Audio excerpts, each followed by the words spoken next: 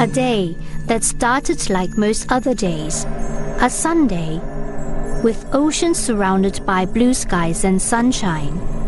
but a day that ended in unfathomable tragedy. A new word, tsunami, reverberated throughout the world.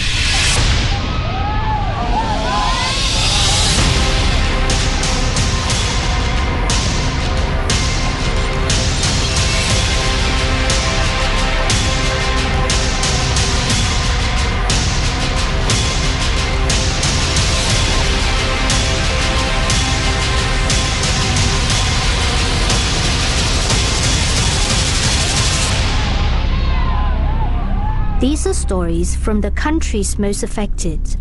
how they recovered, and how the world came together to create a global system to protect people, in an attempt to prevent such a disaster from happening again.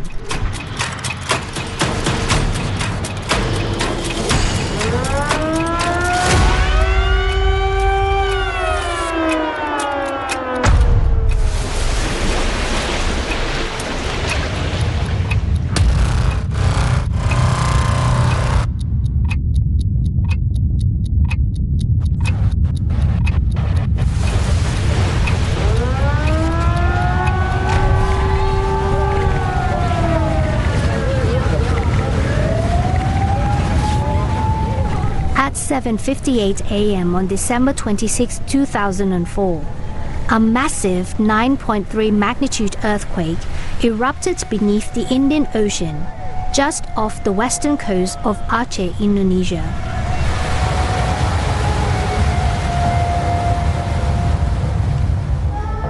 Without a unified warning system, people were caught completely unaware when the first waves reached Aceh's coast just 8 minutes later at 8:06 a.m.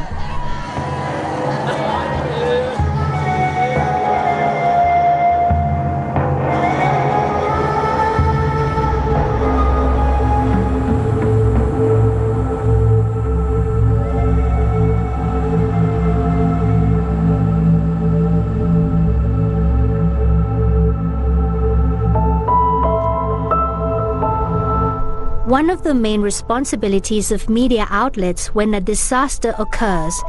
is to provide information and updates. But this was an unprecedented event, and Aceh was the scene of chaos and confusion. The magnitude of the quake and the resulting waves immediately attracted the attention of the world's media.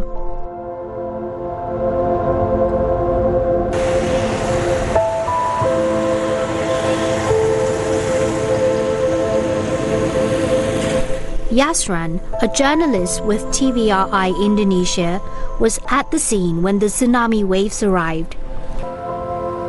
He reported the panic that ensued as the seawater surged upstream towards the city, carrying people and debris in its wake. It was at the Simpang Surabaya bridge where he and his cameraman witnessed the sheer power of the waves. Waktu tsunami terjadi, beberapa hari sebelumnya kita harus bersiaran, diperintahkan bersiaran. Makanya saya pagi itu meliput, sorenya nyiarkan sendiri gitu, dan dibantu oleh kawan-kawan juga. Kita sendiri barangkali nggak tahu pasti sebab menyebab terjadinya gempa dan tsunami itu. Banyak informasi yang berkembang di masyarakat, yaitu apa betul tidak itu kita nggak tahu. Sebab kapal induk negara-negara asing, salah satu negara cepat sekali ke situ, kehadiran yang berada di perairan Aceh ini kan, untuk memberikan pertolongan. Kenapa secepat itu? Ini barangkali ada uji coba nuklir. Kenapa yang korban itu menjadi hangus, hitam gitu kan, macam terbakar. Informasi-informasi itulah kita juga himpun, kita sampaikan bahwa informasi ini terjadi, tapi kebenarannya kita tidak tahu. Approximately 40 minutes later, the waves reached the shores of Thailand.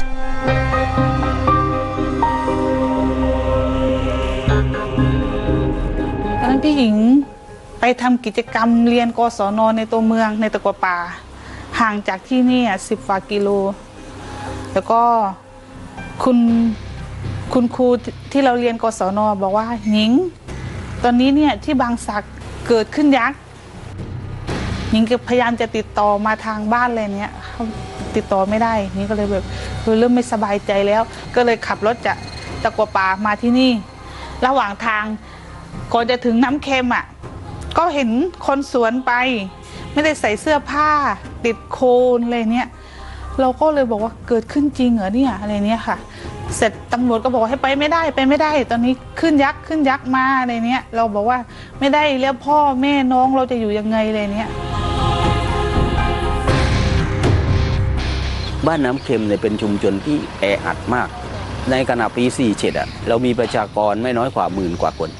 โดยที่แต่ภายใต้ความเป็นจริงเรามีพื้นที่นิดเดียวเรามีถนนเส้นเดียว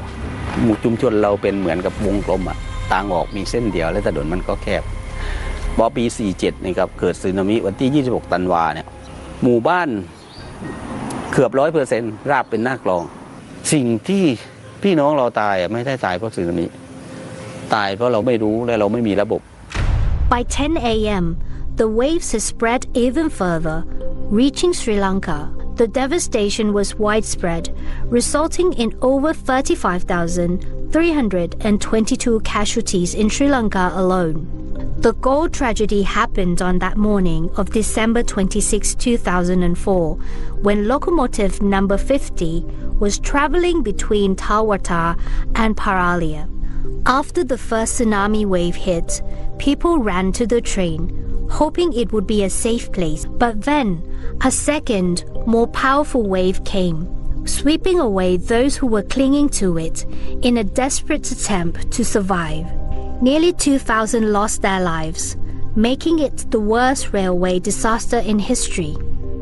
The tsunami caused widespread devastation across 14 countries, with damage and fatalities reported as far away as the East African coast. Over 8,000 kilometers from the epicenter, Tanzanian fishing communities were hit. What comes in my mind is in the year 2004, when the devastating incident took place. I remember I was coming from the ocean, doing my normal routine of fishing, heading to the customs, could see high tides of water from the sea to the offshore. I was so surprised as it was so strong that I've never seen before, and each of us was giving explanation that we were not sure of, but mainly with the so-called expansion of the ocean, pouring water in and out, and this also happened in Malaysia and Indonesia, massively not so.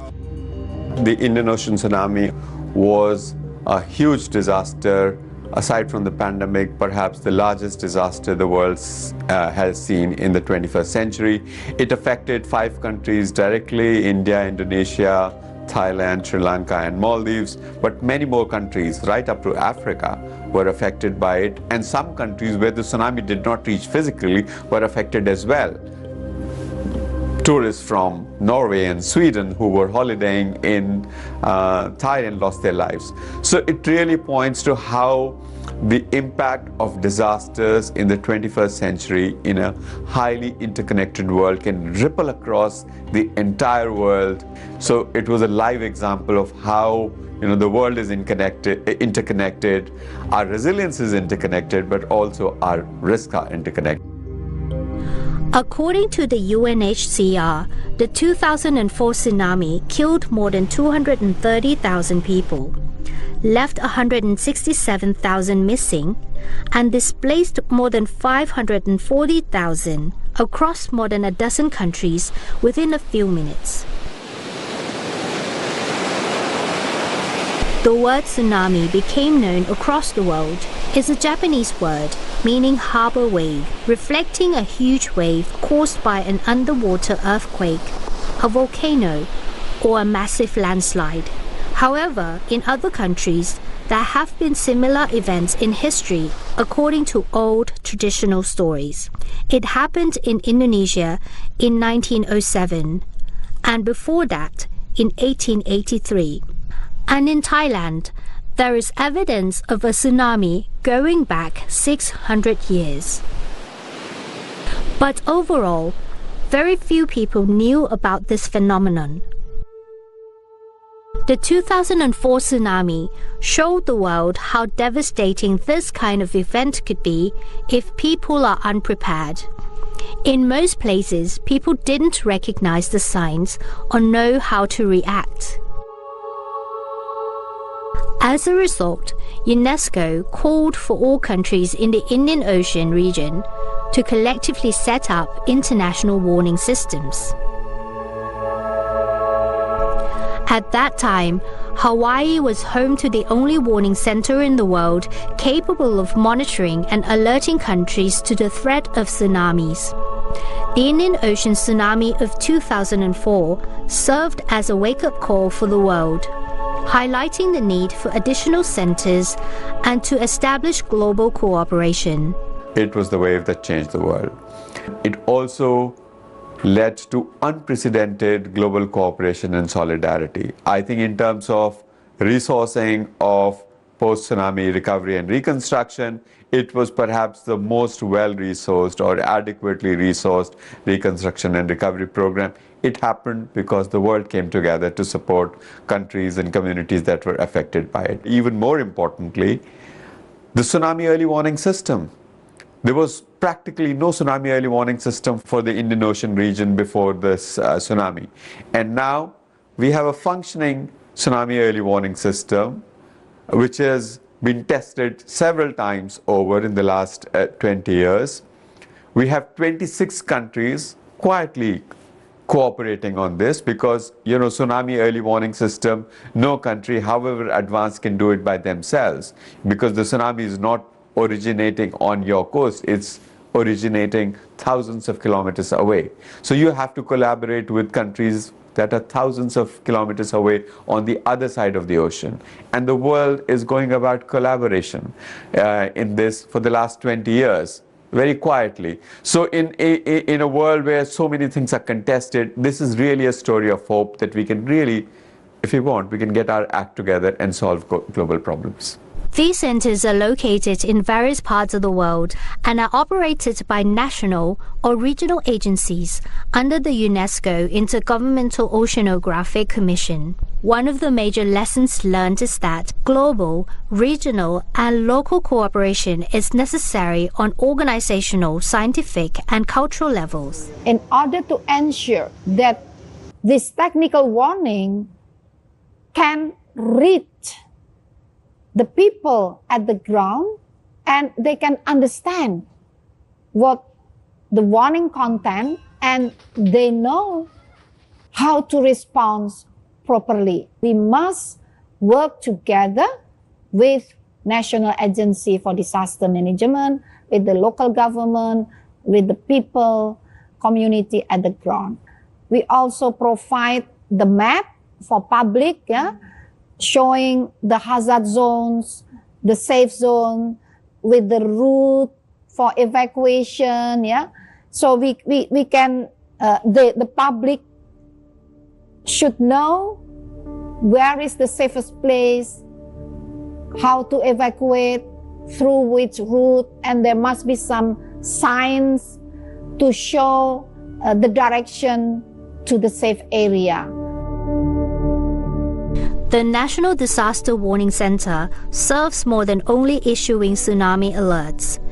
It has become a vital resource for Thailand in addressing a wide range of weather events and potential disasters. สืบเนื่องจากประเทศไทยนะครับได้เกิดสึนามิขึ้นเมื่อวันที่ 26 ธันวาคม 2547 ศูนย์เตือนภัยพิบัติแห่งชาติจึงได้ก่อกำเนิดขึ้นหลังจากเกิดสึนามิ1 ปี ต่อมาก็มีการขยายวงกว้างนะครับเตือนทุกเรื่องไม่ว่าจะเป็นเรื่องของอุทกภัยก็ดีดินโคลนถล่มในเรื่องของPM 2.5 นะครับต่างๆมากมายซึ่งขณะนี้เนี่ยเราก็ใช้ศูนย์เตือนภัยพิบัติแห่งชาตินะครับดูในหลายเรื่องแล้วคำถามก็คือแล้วเราจะอพยพตอนไหน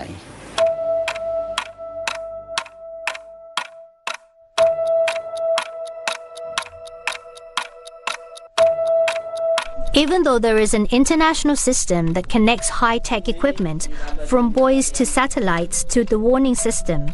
Prayun has recognized the necessity of having a more grounded system owned by the people.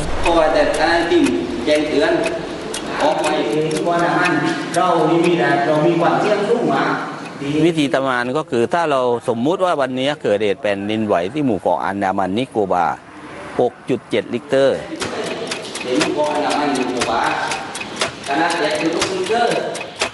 ผมจะเริ่มเรียกประชุมนะครับประเมินเพราะหมู่เกาะอันดามันนิโกบา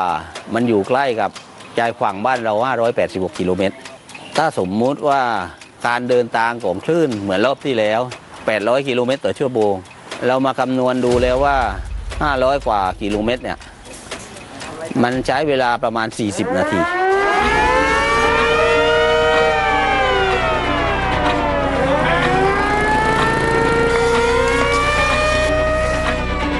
เราก็เลยซ้อมเมื่อก่อนเราซ้อมปีละ2 ครั้งเราซ้อมปีละ2 ครั้งอยู่ประมาณ 7-8 ปีครับโดยที่เราจัดการซ้อมกันเองแต่พอหลังจากนั้นก็ท้องถิ่นเข้าไปบรรจุในแผนท้องถิ่นว่าต้องซ้อมแต่ปีละครั้ง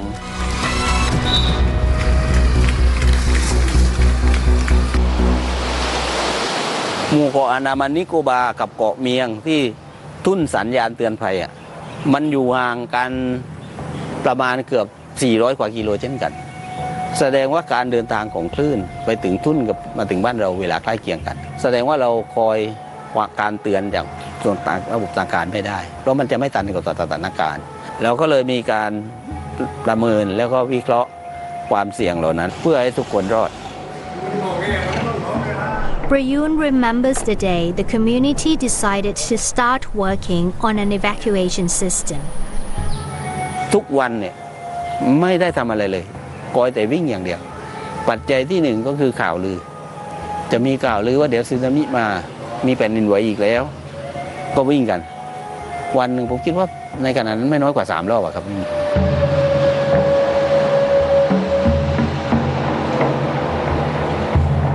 แล้วคนก็ไม่ประกอบอาชีพเลยผมก็เลยตั้งคำถามว่าทำไมไม่ประกอบอาชีพกันบ้างไม่ไปวางอวนไม่ไปตามนู่นนี่นั่นเขาก็เลยตั้งคำถามกลับว่าถ้าเขาไปประกอบอาชีพแล้วเขามีโอกาสได้ใช้ไหมตังค์ถ้าสึนามิเกิดหรือไม่เกิดหรือมีหรือไม่มีใครเป็นคนบอกแล้วการอพยพการจะช่วยเหลือให้คนรอดใครจะเป็นคนรับผิดชอบถามใครก็ตอบไม่ได้เราก็เลยเริ่มทำข้อมูล The people of Ba Nam Kem decided to set up an evacuation system in their own community. กายภาพไม่เอื้อเช่นถนนประชากรรถนู่นนั่นเยอะมากแต่ถนนเราเล็กนิดเดียวเราก็เลยมีข้อตกลงกันว่าช่วงวิกฤตรถขาเข้าห้ามเข้าเด็ดขาด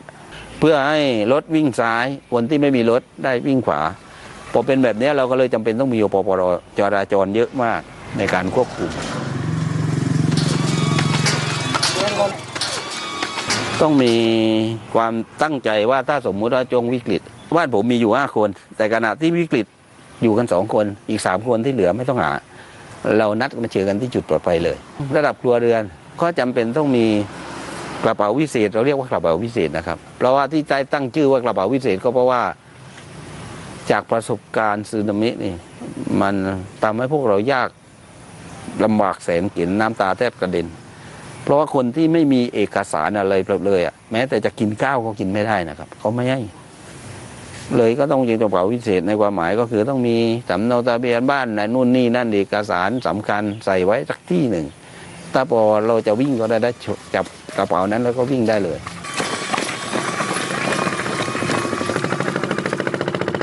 After the tsunami, there were 2 groups of people, those who left the affected area and those who stayed. 7 ปีแล้วจึงกลับมาใหม่อีกไม่กล้าอยู่ผมต้องไปอยู่อีสานจังหวัดบึงกาฬแถวนู้นมันหากินลำบากแถวนี้ออกเรือเที่ยวนึงมันก็นานๆสักทีมันก็ยังคุ้มอยู่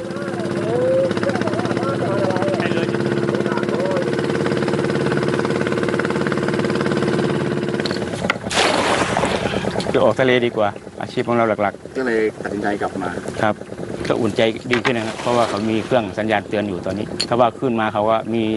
ทางผู้ใหญ่บ้านเขาก็ประกาศบอกลูกบ้าน There have been many evacuation announcements, but so far none have actually happened. Despite that, Si Kun says it's better than not having a chance to escape. To this day, Ba Nam Kem is one of the best examples of how communities can work together to manage natural hazards at the national level. อย่างที่ผมเล่าล้มเหลว7 รอบเรามีการซ้อมเรามีการปรับปรุงแผนเรามีการทำนู่นนี่นั่นเช่นเราซ้อมครั้งแรกเราใช้เวลาเกือบ40 นาทีนะครับกว่าคนจะหมด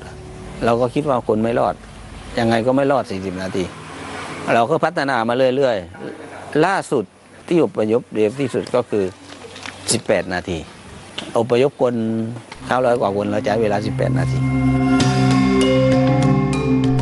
In Lanka, Aceh, on the 26th of every month in the high school, a tsunami drill is held. The school consistently practices earthquake and tsunami disaster simulations. This is one of the results stemming from the government's synergy program on disaster mitigation applied at the community level and especially within the school environment. Okay.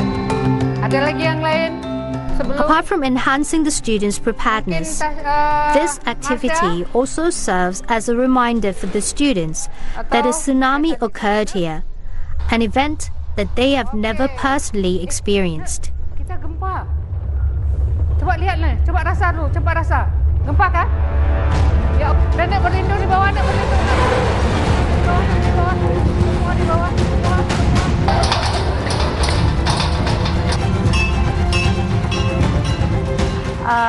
Ketika terjadi gempa dan sebagainya itu peserta didik itu masih bingung mau kemana mereka hari ini, apa yang harus dilakukan seharusnya dan sebagainya. Perlu ada suatu aksi yang harus dilakukan oleh sekolah. Untuk apa? Untuk yang pertama memberikan rasa aman tadi, kemudian juga mengedukasi kepada peserta didik terkait dengan kebencanaan. Dan juga ada upaya pencegahan risiko yang bisa kita lakukan di satuan pendidikan.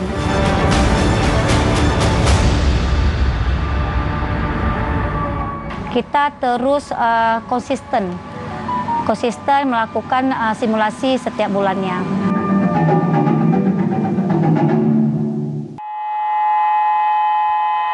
Consistency is not only applies to the activities themselves. Regular checks of various facilities are also conducted.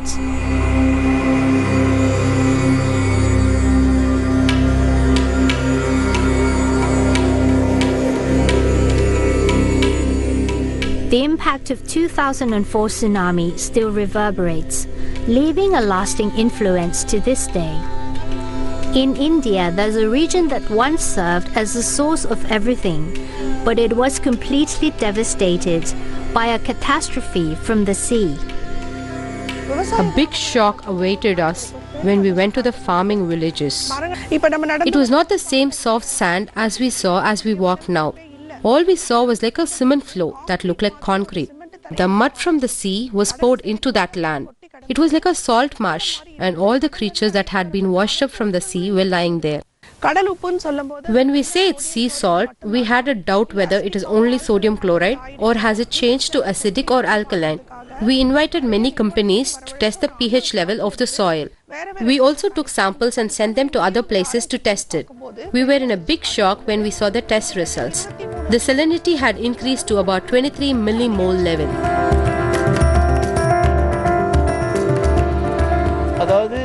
All the farmers, including me, never thought that this land would be recovered. Everyone had a mindset of what we were going to do for a living from now on. We were getting together and talking about what to do with this land, what to do with it, what can we do for it, and what can we do with it. In our case, we did 3 things together. 1, we brought in machineries for our help. The second was biofertilizers. We prepared the liquid that we could use to reduce the salinity and in turn increase the fertility of the soil. The third was we used indigenous seeds which in those old days could grow despite the salinity. When the tsunami came on December 26th, at that time the standing crop was paddy and a lot of vegetables. Everything was lost. We tried to bring that crop back in February during these techniques and took the first harvest in March. Rajendra is confident that even if another tsunami strikes, he and his community will be able to overcome the challenges of soil recovery and make it suitable for cultivation once more.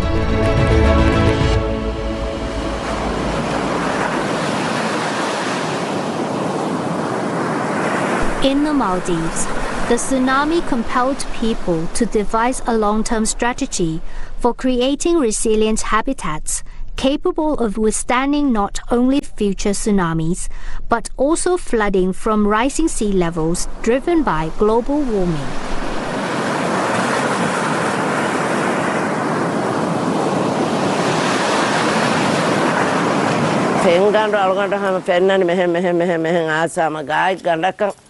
Uswamung gos visaka futa fanara baraka futa ngarafa hama elambadi water macha di mada nambala fama efengan annam peri gotang algon men hama muri huriha esara hatuga huriha geve sama ekkon hama fanave dia men hama hitang eri hama den dani konta ka bahden uleni kontane ka bawa kihine bawa me koda furana tagwagen hadani hama dua fara arafa hum badalevi deha saeng haten hataga dua fara algon men badalevi mirasha rayyatum badal kurevunu iru huriha asasi facilities taka bohiya wahikama aamukon hama rashig rayyatuna beenumane war vureve samarangala me kankan gaim koddeva fa mirasha badal koddevi कि मेरा सरकार को फला तुम थारगे कोदी face में safe island एक गोता अने राशुगे लेवल वेस अने आमु को हुना वर बुरे कुडको उसको हम अलुम फसाला सी लेवल बुरे कुडको उसको मेरा मैं डेवलप करी फमे बने एक हाल खारिसा दिन अलुम कुरी मत वेज कम वनी विया आमु अने अमल कुरान गोतुगे रूडिमेंटरी लैंड वेस कॉमर्स वर्क एबोई मिकोलोग इंप्लीमेंट करो देवा फेगोतो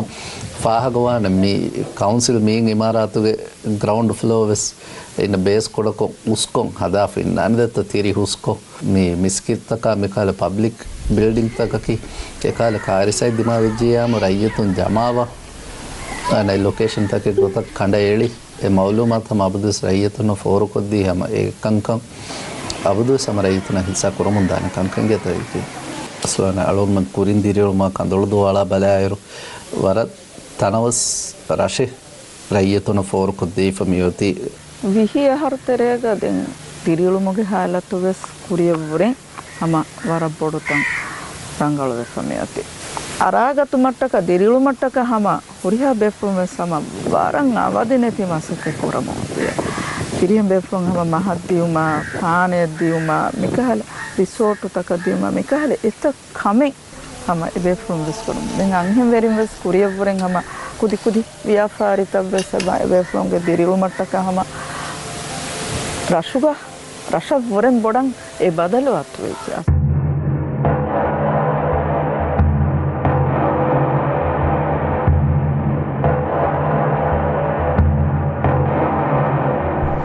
Some transform their homes into museums, preserving them as timeless vessels for lessons to be passed down through generations.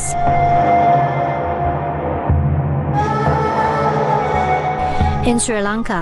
a house devastated by the tsunami was rebuilt and dedicated as a memorial for people to visit. The aim was to etch the tragedy into collective memory, urging younger generations to reflect. Lot of disasters creating in the world with the nature or human disaster. With tsunami we couldn't complain anyone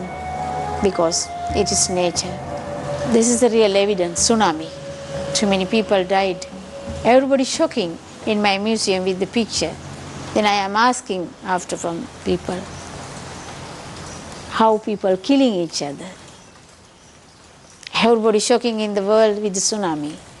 But forgetting. But that moment worlds come together, help each other. Then slowly people start life again. But later, why people forgetting this? I'm trying to say, please try to understand about this. Life is the important, not the material.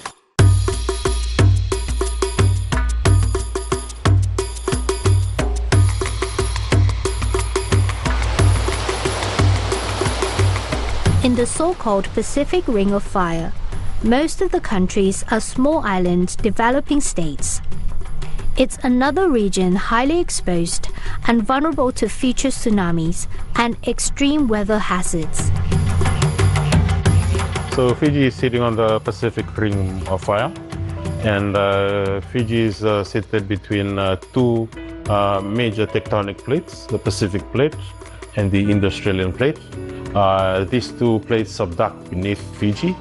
where most of the earthquakes occur. Waifono Tupola is a young news reporter and radio announcer at the Tonga Broadcasting Commission. He was on duty on January 15, 2022, the day that the Hunga Tonga Hunga-Apai volcano erupted, causing a tsunami that devastated the whole of Tonga. He was witness to how the day unfolded and learned how resilient and effective the media need to be during times of need. The nation was covered in black volcano ash and acid rain, turning that fateful afternoon into one long night, one that cannot be forgotten. It was the longest night faced by everyone, especially since that night came early that day because of the ash rain. It went from 5 o'clock daylight to the darkest of the night within just 1 hour. I remember I just finished my shift for the day and I was just waiting to go home when it happened. I think that what we did on the night was quite something that will live on, especially for DBC as the mean of communication on that night. When communication was blackout, they were all turning to the radio. As if the ash rain was not enough to cover the nation in darkness, the power supply was out, leaving everyone here in the main island and the outer islands in total chaos and darkness. The only comfort and hope of the nation hung on the airways on Radio Tonga, the voices bringing crucial updates for a nation united in prayers and love on a night filled with so many unknowns. On the wake of the eruption, the Tonga water fiber optic cable was shred to pieces, cutting all communications with the outside world. Daylight finally dawned, and never has ever a Sunday morning been more welcomed and embraced with thankful hearts. But as with all morning after on such events, it was heartbreaking to see what the night has brought to the land. Everything was covered in black ashes and small parts of rock particles. Houses were destroyed, swept off by the waves, lands, trees, animals and crops were affected, and boats and wharves and shores were displaced, to name a few. The radio was like a lighthouse that night, calling and guiding ships at sea and locating people and saving lives. I think the radio is one of the backbones or the fundamental warning dissemination platforms here in the Kingdom of Tonga, and especially from the warning center. The radio is really, really important as it completes the third pillar of our multi-hazard early warning system. And not only that, the radio coverage of the Tonga Broadcasting Commission covers the entire islands and the people of the Kingdom of Tonga. While January 15th is a day that no one wants to relive, it is also a day that no one will ever forget. Fortunately, we are still here, learning from that day how to improve, be more prepared, and extra resilient on being the voice over the waves in the future. This time again, the media plays a crucial role in communicating and fostering understanding among the public to make the world a safer place.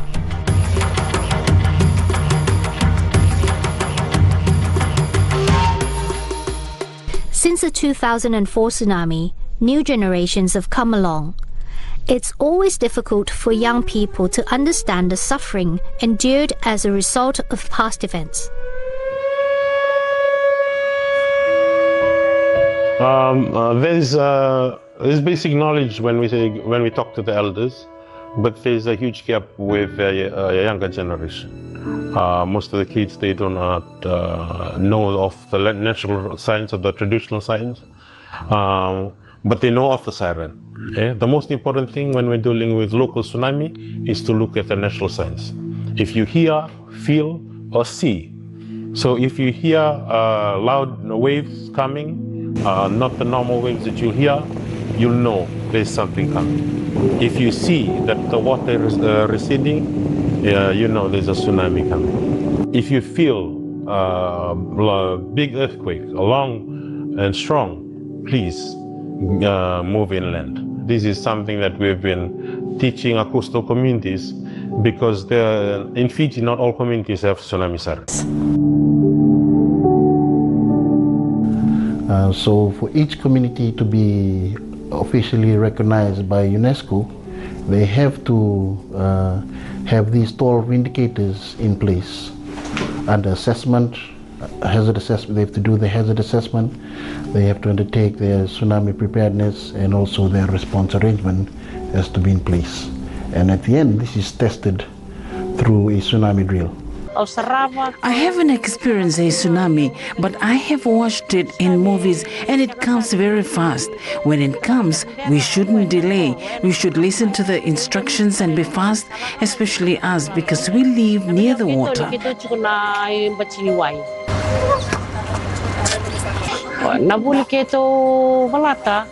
From the training we received, there are many lessons they showed us. Firstly, we have to meet with others so that we can talk about what we should do to be prepared when the tsunami comes. Secondly, you have to go. You don't need to stay around. You have to go.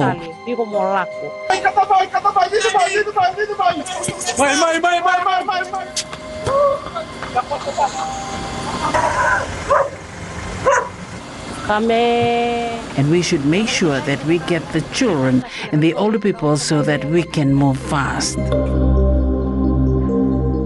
The world, therefore, now has an integrated tsunami warning system in place at regional, national, and community levels. But this is not enough. The most resilient communities are those that have successfully integrated their traditional wisdom and knowledge with modern technological advancements. Understanding natural environments allied to technology is a recipe for resilience and survival. The Moglin, a seafaring ethnic group in southern Thailand, possesses an ancestral belief regarding tsunamis passed down through generations.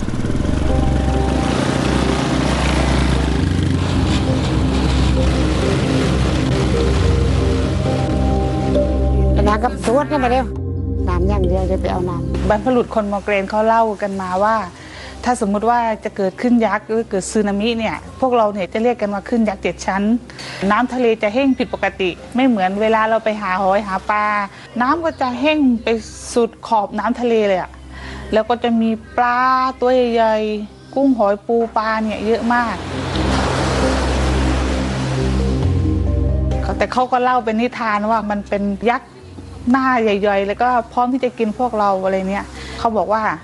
ให้พวกเราเนี่ยวิ่งขึ้นที่สูงหรือก็ปีนต้นไม้ห้ามลงไปจับปลาประมาณสักครึ่งเดือนอ่ะก็จะมีปลาโลมาเป็นฝูงเขาก็จะมาว่ายน้ำเกยตื้นอยู่หน้าหาดแล้วก็ปูที่อยู่ในป่าชายเลนอ่ะก็จะขึ้นเต็มมาหมดเลยเป็นอาทิตย์เลยแล้วก็มีหมูมีไก่จะร้องหวนแบบเป็นเดือนอ่ะซึ่งเราก็มองแล้วมันผิดปกติแล้วก็สุดท้ายเนี่ยก็คือฟ้าเนี่ยฟ้าเป็นสีแดงมาเป็นอาทิตย์ร่างทรงเราอ่ะผู้เฒ่าผู้แก่ในหมู่บ้านน่ะก็ฝันแล้วก็บอกว่าไม่รู้จะเกิดอะไรขึ้นเหมือนเขาให้มาเตือนได้แค่นี้พวกเราจะไม่ตายนะแต่บ้านพวกเราจะไม่มีพวกเราจะไม่เหลืออะไรเลยเนี่ยเราก็บอกใครไม่ได้อ่ะจะบอกได้ไงแค่เราไปทำพิธีเส้นไหว้อ่ะคนข้างนอกมาเห็นเขาก็บอกว่าพวกเรานี่นับถือผีเราไม่รู้อธิบายยังไง คือเข้าใจนะฮะว่าชาวบ้านเขาอาจจะดูจากพฤติกรรมของสัตว์ต่างๆได้นะครับคนคงไม่มีสามารถรู้ได้นะครับผมไม่เชื่อว่าชาวบ้านรู้ล่วงหน้าว่าจะมีสึนามิด้วยตัวเองแต่ผมเชื่อว่าชาวบ้านสามารถศึกษาพฤติกรรมของสัตว์แล้วก็ดูจากสัตว์ว่าจะมีภัยพิบัติเข้ามาถ้าเกิดคลื่นมาน้ำต้องลดต่ำก่อนพฤติกรรมอย่างแรกก็คือน้ำลดต่ำสัตว์ให้นั่นพวกถ้าเกิดแผ่นดินไหวพวกมดก็อาจจะต้องเดินอะไรหรือสัตว์ก็ต้องตกใจนกก็ต้องแตกตื่นอันนั้นก็เป็นเรื่องปกติที่จะเกิดก่อนหน้าแผ่นดินไหววูบหนึ่งมันจะมีคลื่นแม่เหล็กไฟฟ้าเข้ามานี่มันอธิบายได้อยู่แล้วแต่มันไม่ได้เตือนล่วงหน้า2 ชั่วโมงนะจ๊ะน้องมันเตือนล่วงหน้า10 นาทีถ้าเกิดรู้ล่วงหน้าแล้วมันจะมีโลมามาติดอยู่ในเขาหลักนี่ไงเราโลมามันก็คงว่ายหนีไปหมดแล้วสัตว์รู้ล่วงหน้าฮะแต่รู้ในระยะเวลาอันสั้นมากและขณะที่คนกำลังมึนงงว่าทำไมนกถึงบินหนีคลื่นก็มาถึงแล้วตั้ง100อันทีนี้60 บาทเขาไม่มีความสุขกับการไปอยู่ข้างนอกเขาบอกว่าขอให้เขาได้แบบนอนตายในพื้นที่ของเขาของบรรพบุรุษของเขาตอนแรกหญิงก็ไม่เข้าใจกลัวพี่น้องจะมาถูกสึนามิอีกอะไรเนี้ยบอกว่าหนีไปสร้างบ้านข้างบนไหมอะไรเนี้ยเขาบอกว่าเขาไม่ได้มีความสุขหญิงแล้วถ้าเขาย้ายไปไงเขาทำอะไรเขาก็ต้องไปทำงานโรงแรมน่ากลัวมันใช่จุดที่เขาไปทำงานไหมชาวบ้านไม่ได้กลัวนะชาวบ้านเขามีภูมิปัญญา For centuries, the people of Aceh also passed down their experiences through their culture of traditional disaster mitigation.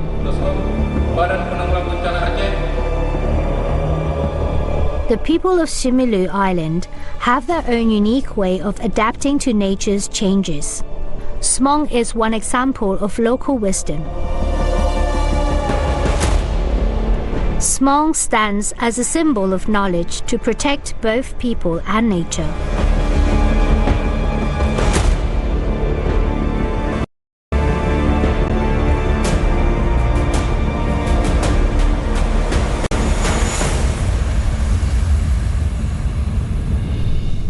The term Smong was known after the 1907 tsunami.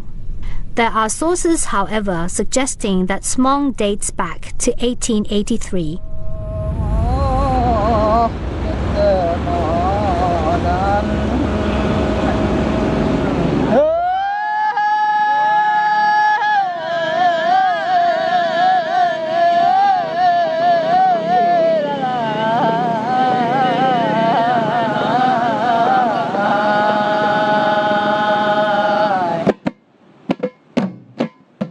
Orang Simulu ini emang mereka sangat suka untuk budaya tutur, budaya bercerita.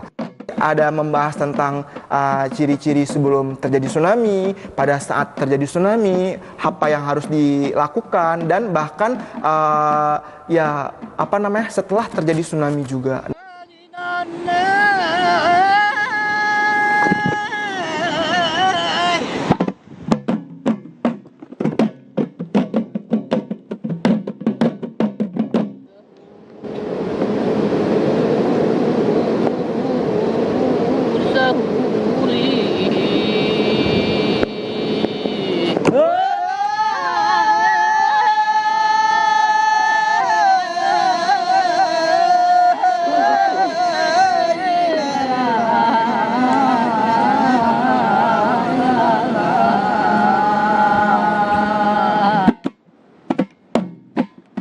Nah, jadi intinya dari syair tersebut sangat berhubungan erat dengan mitigasi bencana tsunami. Itu meskipun teknologi di Simelu pada waktu itu belum sepesat hari ini gitu ya Pak. Nah, kalau relevansinya dengan sekarang ya itu kita sangat salut ya Pak. Karena pada waktu tsunami 2004 ya ketika itu kita mengira masyarakat Simelu itu sudah tidak ada karena parahnya tsunami yang terjadi di daratan Provinsi Aceh. Nah, dan menurut cerita korban yang meninggal itu hanya 7 orang.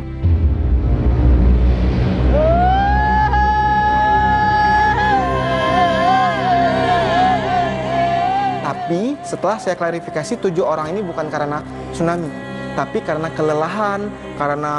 berbagai faktor-faktor lainnya yang tidak diakibatkan langsung oleh tsunami.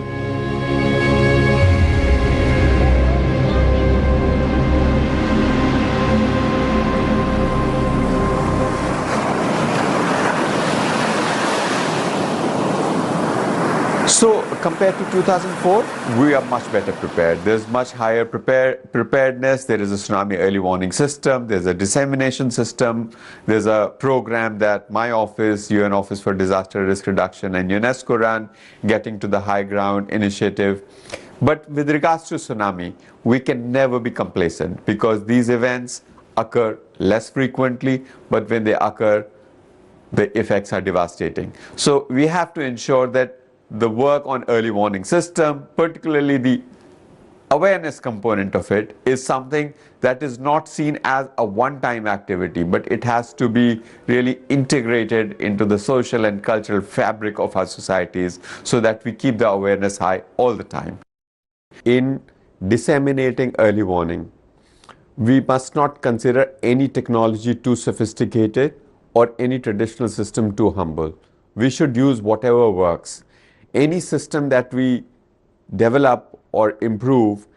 must not be supplanted from outside. It should supplement rather than supplant what already exists at the local level. If there are oral traditions, if there are, for example, village elders, if there are other communicators at the community level who are trusted, who have a practice of communicating with their communities, they have to be an integral part of the early warning systems. They cannot stand outside of the system that we're trying to strengthen or develop. They have to be an integral part of it. In fact, at the community level, they have to be in the driver's seat.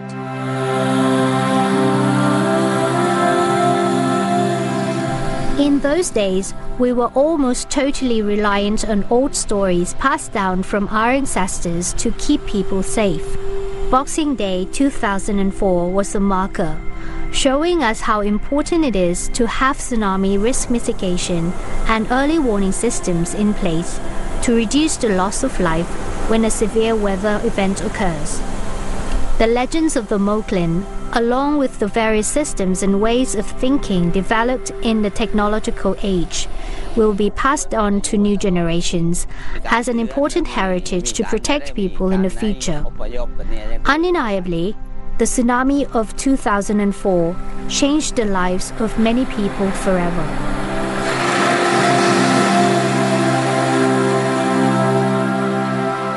ผมไม่เชื่อแล้วว่ามีผืนแผ่นดินใดบนโลกนี้ที่ปลอดภัยแต่เพียงแต่ว่าคุณไม่เคยวิเคราะห์แล้วก็ค้นหาว่าคุณเสี่ยงอะไร And so, a day that starts like most other days, with oceans surrounded by blue skies and sunshine, does not need to end in unfathomable tragedy. If we continue to educate ourselves about natural hazards and work together to defend against them, we can create a safer future.